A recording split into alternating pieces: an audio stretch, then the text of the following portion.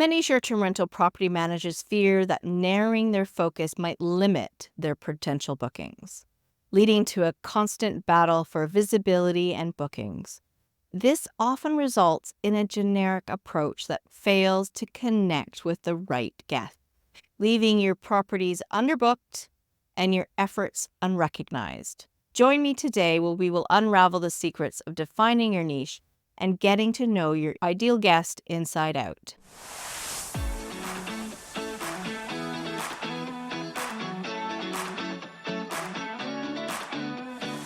You are listening to the Direct Booking Success Podcast, bringing you all the information you need for your short-term rental to stand out from the crowd. I'm your host, Jen Boyles. As an owner and manager myself, I know how hard it can be to navigate the hospitality industry. I'm here to help, so you too can have direct booking success. Hello and welcome to another episode of the Direct Booking Success Podcast. I'm Jen Boyles, your host. In today's episode, I'm excited to dive into the art of niching down and understanding your ideal guest with our special guest, Nihal Salah. Now, Nihal is an SDR, customer educational specialist at Yapstone, and brings over 15 years of B2B marketing experience across a variety of industries, from HR, tech to blockchain. So since joining the hospitality industry, her passion for travel and adventure has fueled her dedication to helping short-term rental property managers and owners drive revenue through educational content. And today she'll share her insights on why finding a niche is crucial, how to define your ideal guest, and the transformative power of targeted marketing. Whether you're a seasoned property manager or just starting out, this episode is packed with practical advice and expert tips to help you achieve direct booking success. So, welcome. How did I do with the name? Did I get it or did I totally screw it up? You nailed it. Oh, good. Good. It's gorgeous. Nihal. I just think it's beautiful. But for some reason, my accent doesn't want to say it. So, thank you for coming. And Thank you. Oh, it's wonderful. And you are in Barcelona, aren't you? I am in Barcelona at the moment. Yeah, so it's morning time in Vancouver, Canada. It's evening in Barcelona, and I'm glad we are able to connect. Let's start with your background. We've all fallen into this industry, so how did it happen for you? Traveling way too much. No, there's no such thing as traveling way too much. So I've been in marketing for the past 17 years. I hate to admit that because it just makes me realize how old I am now. But for me, marketing has always been about serving people. I think that's what true marketing and good marketing is about, serving and educating your audience. And I am just a very, very curious person. So I have worked in a number of industries over the years. I've worked with everything from large corporations to startups to public sector organizations, just because I absolutely love learning. But one of the things that I started to do a lot more of recently is traveling. So, for example, in 2023, I traveled for about 5 months out of the year with my dog, Rosa, who I love to bits, and I have to bring up on every podcast. And we probably stayed at about 11 different short-term vacation rentals over that period. And I just absolutely fell in love with it. And I had all sorts of different experiences. I had some that I booked direct with, and I had some that I booked via Airbnb or booking.com, and some that I returned to, stayed with them maybe in the first month and went back to. And it was just a fascinating experience. And I just got really curious about who are the people behind the properties I'm staying at. Some of them I would meet in person, others that would just be all messaging online, some would be over the phone communication. And a friend of mine who now is the CMO of Yapstone, Aid Rizador, we worked together in a company. We worked together twice before, actually. He ended up in the industry. I'll let him one day tell his story, and asked me if I wanted to join him doing what I love most, which is customer education. I said, well, hey, if it means I get to interview lots of experts and learn from them, then why not? So here I am. Well, it's wonderful to have you here. And we'll talk more about Yapstone too, because I want to talk about how it can help. So let's talk about niching. How have you found that when you're staying in these places and you're looking for them online, whether it's on the online travel agents or it's direct, how are you finding that they are standing out? Or maybe the other side of the question is, how are they not standing out? Well, for me, the ones that I did end up booking through the booking platforms, they can't stand out for me because I'm part of a very particular niche. So I am a dog owner with a reactive rescue dog. And for short-term vacation rental owners, that could be a very lucrative niche because we love our dogs to bits, we spend far too much money on them, but we have very, very specific needs. So I want a property where the next door neighbors don't have dogs in the garden because that would drive my dog crazy. I'm looking for a property that will allow my dog on the furniture, even if you have to put a cover on or whatever. There are very specific things that I'm looking for in a property. And the problem with the OTAs or the online travel agents like Airbnb, Booking.com, so forth, they only have that filter of dog friendly. And often that just means dog tolerant. So that's kind of one of the key differences. While we're traveling across the UK, so a particular area in the UK, and I was very fixated on that area, then if I couldn't find any direct booking options, I would go for the platform. But I always felt that it was a bit of a letdown in a way, a compromise. I always felt it was a bit of a compromise because I'm just a box that they've ticked that says pet friendly, as opposed to a property that is set up specifically to cater to people like me, which, by the way, I'm happy to pay a premium for, where they understand me and my needs and my dog's needs inside out because they know who I am, right, as their target audience. So it's very, very different. The whole experience from the point of booking to staying is very, very different. Yeah, because you're wanting people who are looking at you as their ideal guest. Yeah. Right? Now, the word niching, I think some property managers really fear this because they think, I don't want to say no to people. I don't want to say no to booking. So can you maybe explain why this fear is unfounded? I think when you think about who your ideal or as you say, your perfect guest is, right? And you get to know them inside out, that enables you to deliver an exceptional experience to them. And it's about the small things that you can do. If you're, say, targeting dog owners as a particular niche, you know how important, because you've done your research, you know how important my dog is to me as a guest, right? So you might do like really small things like in your welcome email, you've already asked me about my dog's name when I booked. And then in the welcome email, you mentioned my dog's name, Rose. That would just make my day. Honestly, it's something so simple. A welcome basket for my dog when we arrive at the property. I would go raving to my friends about, right? Every friend who has dogs, or even who don't have dogs, right? I would be going, oh my God, I went to this property and they did this and they did this. And then Rosa had such a good time. I would be going on and on and on about it. So when you start to focus on a very particular group of people who have something in common, really interesting things start to happen. If you serve them well, they have an amazing experience. And when they have an amazing experience, they want to come back again, which, by the way, I often do. There's properties in the UK I've been back to like 4 or 5 times.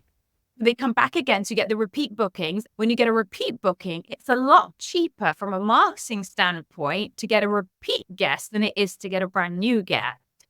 They go tell their friends about it. So you get referrals through that word of mouth. And guess what that costs you? 0. And they leave you amazing reviews. So there is so many benefits to going to focusing. And I think the fear people have is, oh my God, I'm going to miss out on all this other potential. The problem is, I think particularly now where the market is so competitive and there is so many options in terms of accommodation, is that to really stand out, you have to be differentiated. And the differentiation is only meaningful when it is specific to a certain group of people who care about something. So you're not really missing out. It feels that way because it feels like you're ignoring all these other potential groups of people that could be booking. But if your property isn't fit for their purpose, they might not have a great experience. They might have an average experience.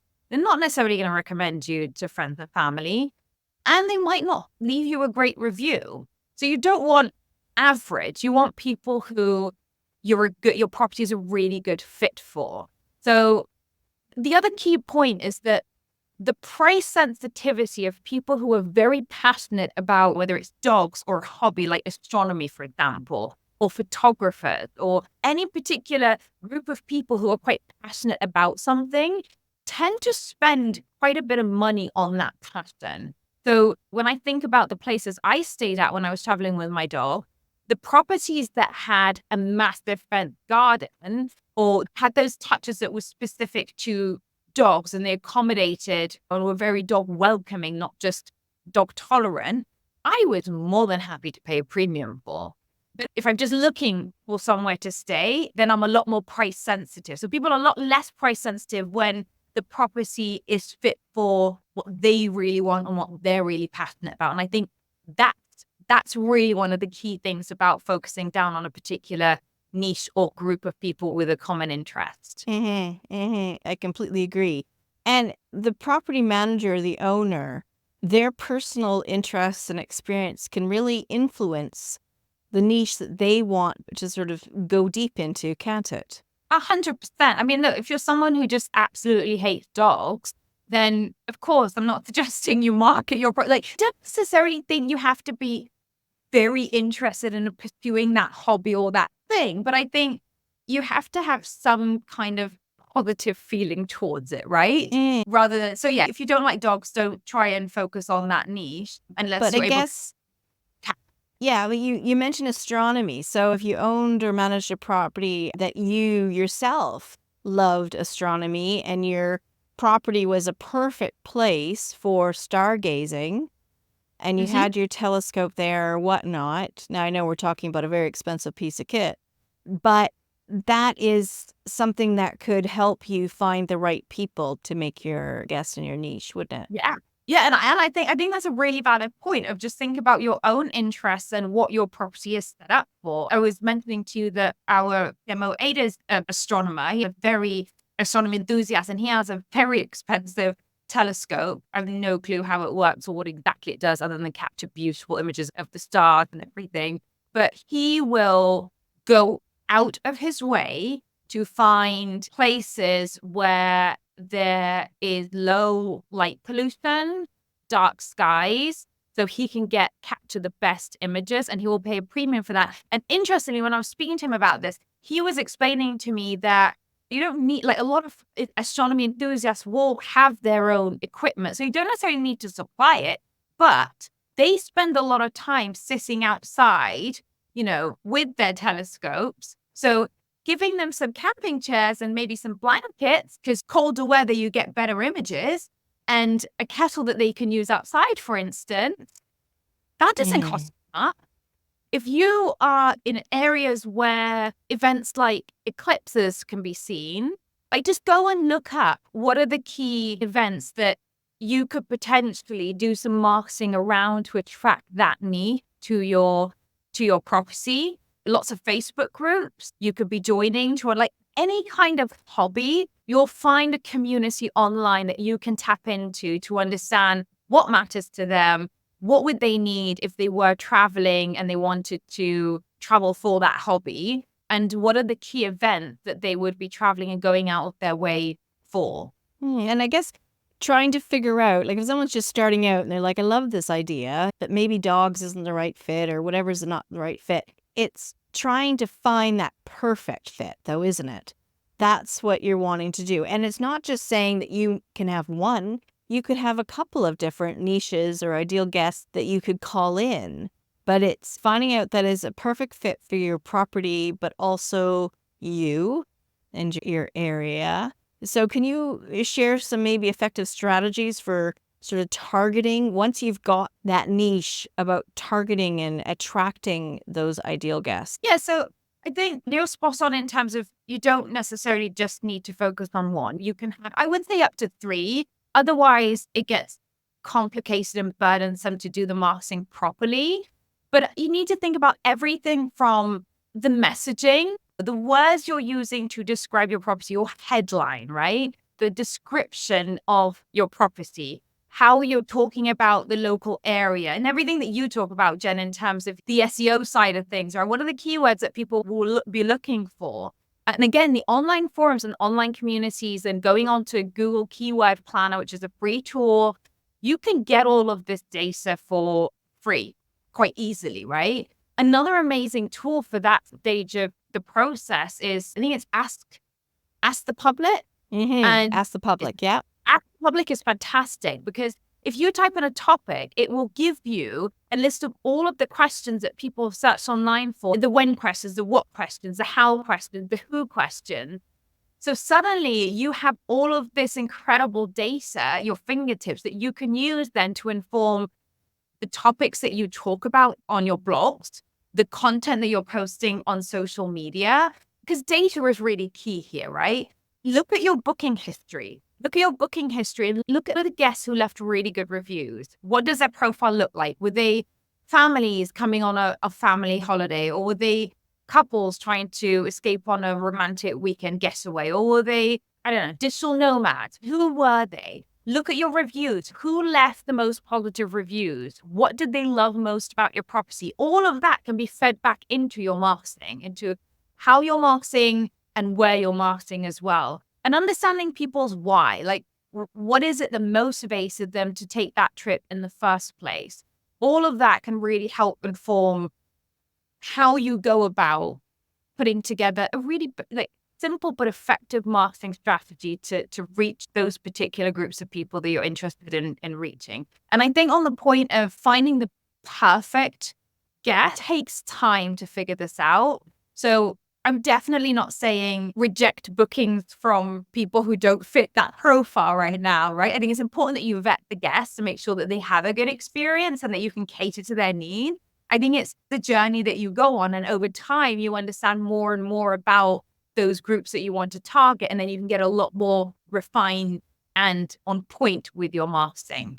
Yeah, I think that's a really good point. No, we're not saying anything about declining bookings, not by any means, but for the direct side of things, the more you lean into your chosen niche and your ideal guest, then more of those people will book and you'll fill your calendar with more and more of those bookings. Now let's turn to the guest experience, the experience that they have when they come to you. How can property managers use their knowledge of that niche to create a more personalized and memorable guest experience? It's everything from the moment you press book, right? And put in your payment details. I think it's that first message that you receive. I'm going to go up on a motorcycle trip to the north of Spain, right? So again, motorcycling enthusiasts, that's another niche for you.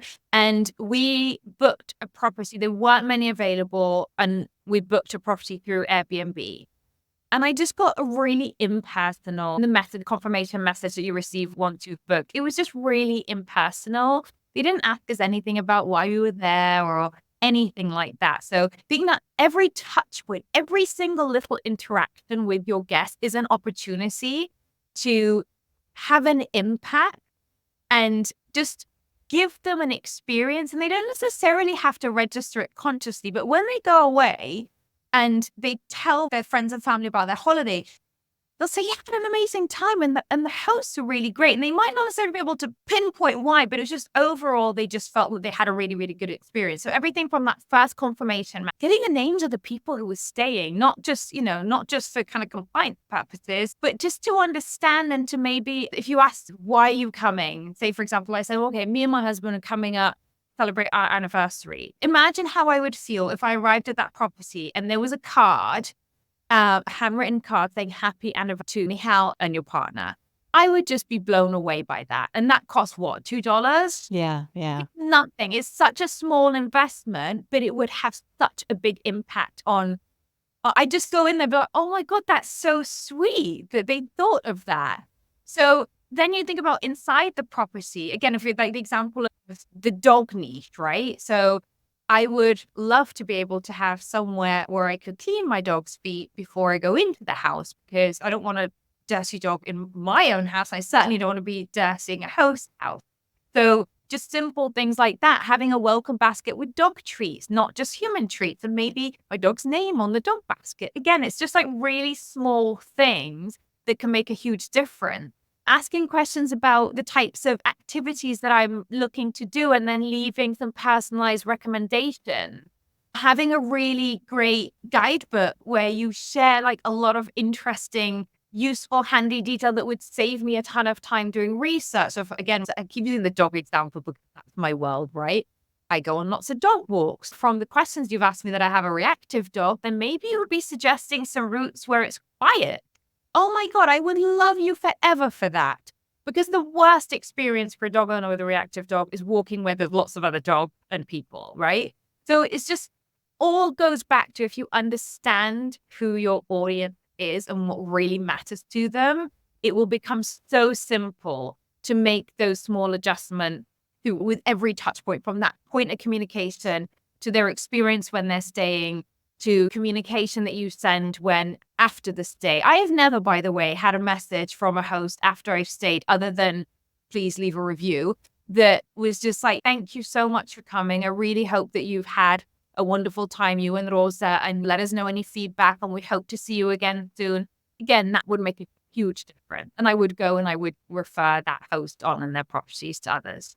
Yeah, no, you've got some great ideas there. Really some great ideas, because the ideas aren't to cost money. It's just a little bit of time, a little bit of effort, but I think what you get back will be tenfold. So thank you so much for that. That was just amazing listening to you and listening to all of your tips and ideas. Now, I want to talk about Yapstone. Okay. I know it's a bit of an odd segue here, but I just want to bring it to everyone's attention because I think that Yapstone's a payment processor, and I'll ask you to explain a bit more. But I think that when we're setting up our direct booking websites and our PMS and whatnot, when we get to that stage that we realize we need a payment processor, people think of PayPal and they think of Stripe, but they don't necessarily know that there are actually industry-specific payment processors out there. So can you tell us a little bit about Yapstone?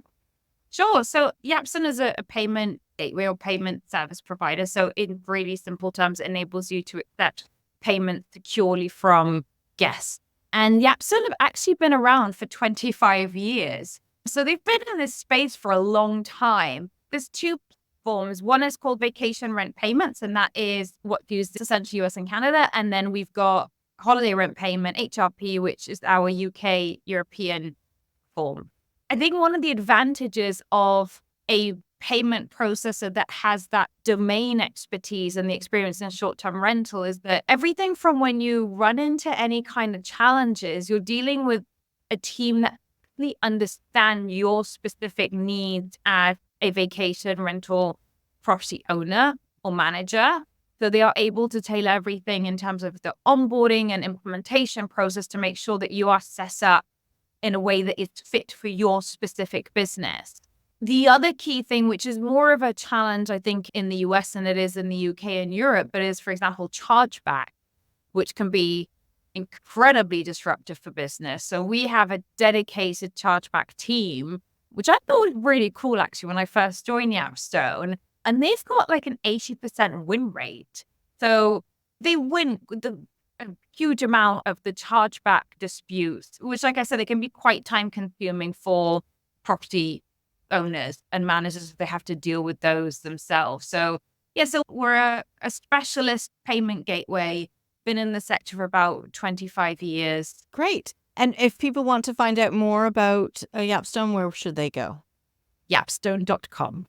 Well, that's easy. That's easy. Yeah, yapstone.com. And then we've got holidayrentpayment.com, which is our UK European product. And then for the US, it's vacationrentpayment.com. Great. Yeah, I guess you have to keep the two separate there for regulations and whatnot.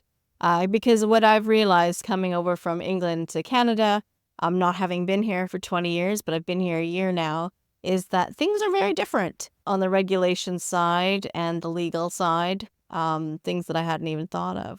But I want to thank you, Nihal, so much for coming on today and sharing your expertise in marketing, sharing your experience of being a traveler and a guest, especially with your beautiful dog, Rosa. You've given us a lot to think about. And when we're talking about that we can do for our guests in these niches, one thing I know you mentioned is something that I did not know is that when we're talking about astronomers and stargazing, that cold weather is a better time to be looking at the stars.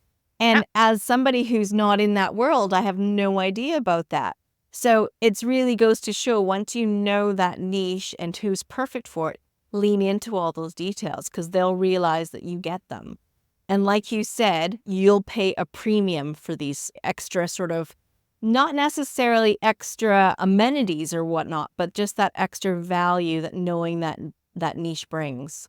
100%. And one last thing that I'll mention is when Age mentioned that cold weather is better for stargazing, I immediately went, ooh, opportunity, because you're going to book in the quiet period. So property owners should be marketing to you because in like wintertime, unless you're near a ski station, people don't really want to be booking. I mean, you're much more likely to be booked up during summer if you're not where you kind of winter sports or so forth. So that's another opportunity, is that there are potentially niches out there where you could be generating bookings from these groups of people in quieter periods. So kind of generate more income, more revenue. Yeah. No, it's a win-win. So don't be thinking that this is narrowing your field. It's actually opening it up and making you more revenue and having more control over who is coming to stay. Better reviews, more return guests. It's a win-win-win-win-win. So thank you so much, Nihal, for coming on today and sharing your expertise. It's been a joy. Thank you, Jen. Did you know that the Direct Booking Success Summit is back? This is my 4th year of running this global virtual event, and I want to see you there. It's probably the most fun you can have in your pajamas. So head to the waitlist to sign up, directbookingsuccesssummit.com. Coming up on the next episode of the Direct Booking Success podcast, imagine finally having a way to simplify your marketing effort, save your precious time, and still see amazing results. Imagine feeling in control and confident that your marketing is working for you, even when you're busy with the day-to-day demands of managing your properties. Listen up next week. That's what I'm going to be talking about. Until then, go out and take action for your own direct booking success. I'll see you next time. Hey, thanks for listening to the Direct Booking Success podcast. For more information about this episode and others, head to the website directbookingsuccess.com/podcast. See you next time.